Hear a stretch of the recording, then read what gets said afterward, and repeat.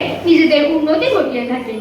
এই প্রসঙ্গে কেন্দ্রীয় সমবায় নীতির মাধ্যমে 2025-এর মধ্যে গ্রহণ করা হয়েছিল যে এই সমবায়ের মূল উদ্দেশ্য হলো ভারতের 1.4 বিলিয়ন মানুষের মধ্যে মূলত গ্রাম, কৃষি, গ্রামীণ মহিলা, আদিবাসী ও দলিত সম্প্রদায়ের যুব অংশের অন্তর্ভুক্তি এবং নতুন সমবায় দৃষ্টিভঙ্গি অনুসারে সহবাসের সমৃদ্ধির মাধ্যমে 2047 সালের মধ্যে একটি বিকশিত ভারত গড়ে তোলা এবং এক্ষেত্রে যুব অংশের অংশগ্রহণ অত্যন্ত গুরুত্বপূর্ণ।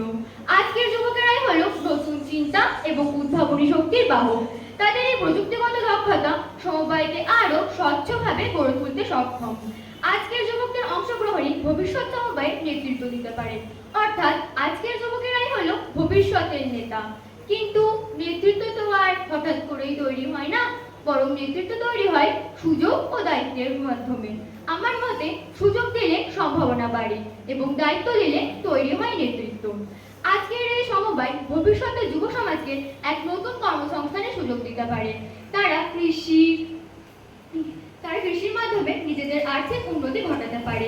এই প্রসঙ্গে কেন্দ্র এবং রাজ্য সরকারের যৌথ উদ্যোগে গঠিত হয়েছে প্রায় 45,000 প্যাক্স, যার মধ্যে 393টি প্যাক্সকে পেট্রোল এবং ডিজেলের কেন্দ্রের জন্য অনুমতি দেওয়া হয়েছে। এর ক্ষেত্রে বোঝা যাচ্ছে যে যুবকদের অংশগ্রহণের মাধ্যমে সমবায়ের উন্নতি করতে পারে। তাই আজকের যুবকেরা শুধুমাত্র চাকরি খুঁজবে না, বরং তারা নিজেদের উন্নতি নিজেরাই গঠন করতে পারবে। কিন্তু আজকের যুবককে যদি আমরা শুধুমাত্র ভবিষ্যতের নেতা বলে অপেক্ষা করাই, তাহলে ভবিষ্যৎ নিজে থেকেই গড়ে উঠবে না। কারণ যে তরুণকে আজ নেতৃত্ব দেওয়া শেখানো না হয়, সে ভবিষ্যতে কোনোদিনই নেতৃত্ব দিতে পারবে না। তাই সমবায়ের ভবিষ্যৎ ক্ষমতায়নে যুব অন্তর্ভুক্তি কোনো অতিরিক্ত দয়া নয়, কোনো অতিরিক্ত সুবিধা নয়।